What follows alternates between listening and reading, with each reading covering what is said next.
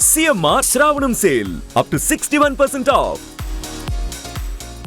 ఇంట్లో వాళ్ళే మీకు శత్రువులు ఎవరు? అది ఒప్పుకోరా మీరు? అసలు ఎంతసేపు అది చెప్తారు. మీ ఇంట్లో వాళ్ళే, మీ భార్య మీ ప్రధాన శత్రువు.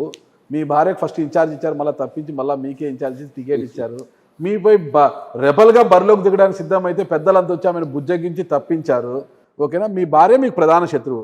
ఇక పలాసలో ఉన్న మీ సోదరులు ఇద్దరూ కూడా సీదిరి అప్పలరాజు గారి మీద పొద్దున్న లేచినప్పటి నుంచి బురద జల్లుతున్నా కూడా ఏ రోజు మీరు పట్టించుకోలేదు. ఇలా చివరి నిమిషంలో వాళ్ళు కూడా టీడీపీలోకి వెళ్ళిపోయారు. పోతూ పోతూ వైసీపీ మీద ఇంత పెద్ద బండరా వేసిపోయారు వాళ్ళు. మీ తమ్ముళ్ళు మీ వెంట లేరు. మీరు కట్టుకున్న భార్య, మీలో సగమైన మీ భార్య మీకు మద్దతుగా లేదు. ఇంకా మీరు ఎలా గెలుస్తారని, ఇక ప్రజలు ఓట్లు ఎందుకు వేస్తారు మీకు? నాకు అర్థం కాదు. మా తమ్ముళ్ళు నేను ఎలా అయితే జగన్మోహన్ రెడ్డి గారిని నమ్ముతానో, ఇష్టపడతానో వాళ్ళు అలాగే ఇష్టపడతారు. కానీ వాళ్ళకి అక్కడ స్థానిక మాజీ మంత్రి అప్పలరాజు గారికి పెద్ద డిస్ప్యూట్స్ ఉన్నాయి.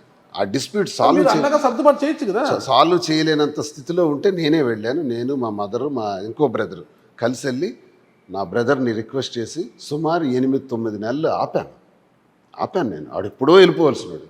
వాడిని ఆపి అధిష్టానం దృష్టిలో పెట్టాను, అప్పలరాజు దృష్టిలో కూడా పెట్టాను. అప్పలరాజు నాకు అక్కర్లేదు, ఆయన వెళ్ళిపోయినా పర్వాలేదు అన్నారు. ఆయన ఇన్ఛార్జ్, ఆయన కంటెస్టింగ్ క్యాండిడేట్. ఆయన ఇంట్రెస్ట్ లేకుండా నేను వీళ్ళని ఉంచలేను. కాబట్టి నా తమ్ముడు కాబట్టి నాకు ఈ పార్టీలో ఉన్నటువంటి సంబంధాలు వేరు, జగన్మోహన్ రెడ్డి గారితో ఉన్న సంబంధం వేరు. మనం ఆ పని చేయకూడదని తిట్టి వారించి ఆ ఫొటోస్ కూడా ఉన్నాయి. ఇంటికి వెళ్ళి రిక్వెస్ట్ చేశాను. వాడు తలొగ్గాడు. సరే, నేను జగన్ గారి మనిషిని, కానీ నాకు ఇక్కడ నరకం చూపెడుతున్నారు. అధికారంలో ఉన్న నన్ను చావుగొట్టాడు అప్పలరాజు. నా పరిస్థితి ఏంటని నన్ను ప్రశ్నించాడు. సరే, అధిష్టానంలో మాట్లాడతానన్నాను. అది సెటిల్ కాలేదు. ఆయనే వద్దనుకున్నాడు. సరే, నీ ఇష్టం అయితే అనుకున్నాను. కానీ నువ్వెప్పుడైతే పార్టీ మారుతావో, ఇక్కడ స్థానిక సమస్యలు నాకు అనవసరం, ఏం జరిగిందో నాకు అనవసరం. నువ్వు పార్టీ మారాలనుకుంటే నీకు నాకు సంబంధాలు కూడా ఉండవు. ఇది కూడా గుర్తుంచుకో అని చెప్పాను. ఆ రోజు నుంచి ఈ రోజు వరకు అమ్మతోడు నేను ఫోన్ కూడా చేయలే, అవునా, మాట్లాడలే. సరే, తమ్ముళ్ళ పరిస్థితి ఇది. మీ ఆవిడ మీపై ఎందుకు కత్తి కట్టారు? ఆవిడ మీకు రెబల్గా, ఎవరైనా భర్తకు టికెట్ వస్తే ఊరు వాడ తిరిగి అందరు ఇంటింటికి వెళ్ళి పసుపు కుంకుమ ఇచ్చి కుంకం పెట్టి మా భర్తను గెలిపించాడని అడగాల్సింది పోయి ఆమె రెబల్గా మీపై బరిలోకి దిగుతామన్నారు కదా. మనిషికి ముందు ఆకలి వేస్తుంది. ఆకలి తీరిన తర్వాత మంచి సౌకర్యం కలిగినటువంటి రూమ్ ఉంటే బాగున్నా అనిపిస్తుంది. బిల్డింగ్ అయిన తర్వాత అధికారం ఉంటే బాగున్నా అని అనిపిస్తుంది. కలియుగం. నేను ఎమ్మెల్యేగా పోటీ చేస్తూ, నేను వైస్ చైర్మన్గా చేసి, నేను ఎమ్మెల్సీగా చేస్తున్న దాన్ని సాధారణంగా మీరన్నట్టే సగటు జీవితాల్లో భారతదేశంలో మన సాంప్రదాయాల ప్రకారం నా భర్త అయితే ఏంటి, నేనైతే ఏంటి అన్నది ఉంటుంది. నేను ఒక 25 సంవత్సరాలుగా కష్టపడి నేను రాజకీయాల్లో ఒక గ్రౌండ్ ఏర్పాటు చేసుకున్నాను. పర్సనల్గా ఒక ఇమేజ్ క్రియేట్ చేసుకున్నాను.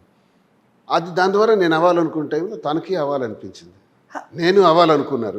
ఒకే రక్తంగా ఉన్న అన్నదమ్ముల మధ్య ఈ రాజు కానీ భార్యాభర్తల మీద ఉంటుంది ఎప్పుడు కూడా.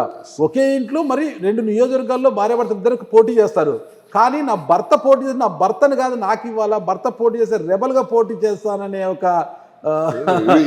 చరిత్ర మాత్రం టెక్కల్లోనే చూశాను. ఇదొక కథ. నేను మహాభారతం చదివాను, రామాయణం చదివాను. వ్యాస మహర్షి లాంటి వారు శ్రామికుడి దగ్గర నుంచి రారాజు వరకు అన్ని క్యారెక్టర్ని మహాభారతంలో రాశారు. ప్రతి ఒక్క వ్యక్తికి అది అవసరమైన కథ అది. కానీ ఈ కథ రాయలేదా అని నాకు అనిపిస్తుంటుంది ఒకసారి. అంతటి మహానుభావుడు ఈ కథ ఎక్కడ రాలేదు. నిజమే మీరు అన్నది, మీరు అన్నది. ఇష్టం లేకపోతే డివోర్స్ అయిపోతారు, ఇష్టం లేకపోతే ఇంకా వేరేగా జీవించే వాళ్ళు ఉంటారు. టికెట్ నాకు కావాలి, నేనే పోటీ చేయాలనుకునే తను, ఆ విషయంలో మేమిద్దరూ డిస్ప్యూట్ అవ్వటం, ఆ డిస్ప్యూట్ తారస్థాయికి చేరి అధిష్టానం వరకు రావటం, ఆమెకి టికెట్ నేనే అనౌన్స్ చేసేయటం. సార్ కూడా చెప్పాను, ఇద్దన్నా ఇచ్చేద్దాం అన్న టికెట్, ఇంకెందుకులే అన్నాను. నేను జగన్ అన్నకు చెప్పాను, అన్నేమో వద్దు నువ్వే చేయని అన్నా సరే, నా అన్నకి నేను నచ్చ చెప్పాను. అన్న నేను ఇలా ఉంటానులేండి అన్న, పార్టీ పని చేస్తాను, ఆమెకి ఇచ్చేద్దామని నేనే ప్రకటించాను. నాకు ఆ స్వార్థం ఉంటే నేను ప్రకటించను కదా. స్ట్రైట్గా అడుగుతున్నా, ప్రకటించాను. తను పోటీ చేస్తాను, తిరుగుతున్నారు.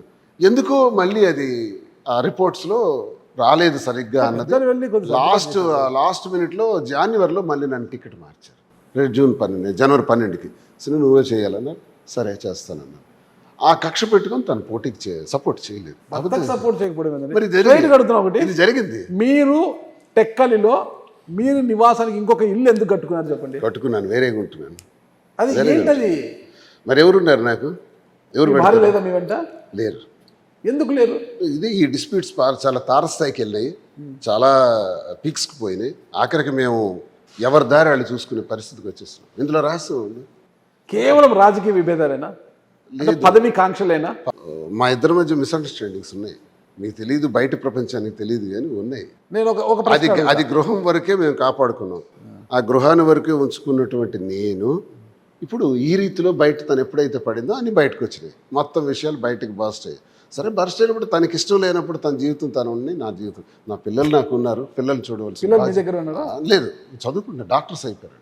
ఓ పాపకు మ్యారేజ్ అయిపోయింది, ఇంకో పాప ఉంది. ఆ పాప సంగతి కూడా అంతా నేను చూసుకుంటాను. ఇది విడిచిపెట్టినా, నా ధర్మం, నా పిల్లలు సపరేట్ ఉన్నారు ఇప్పుడు, వాళ్ళు చదువుకుంటున్నారు, అంతా నేనే చూసి. మీరు సపరేట్ ఇల్లు సపరేట్ ఒక ఇంట్లోనే, అంటే వేరే హాస్టల్ డైవర్షన్ తీసుకోలేదు? లేదు, లీగల్గా అయితే లేదు, కానీ నేను సపరేట్గా ఉంటున్నాను. నా జీవితం మీరు అన్నట్టు ఏకాకి ఒంటరిగా ఉంటున్నాను. రాజకీయ విభేదాలు కాదు, దువ్వాడ శ్రీనివాస్ గారి చూపు మరొకరి వైపు మళ్ళింది, అందుకే ఈ విభేదాలు వచ్చాయి, తద్వారానే ఇది చిలికి చిలికి గాలివానగా మారింది అంటారు. Open heart. Open heart.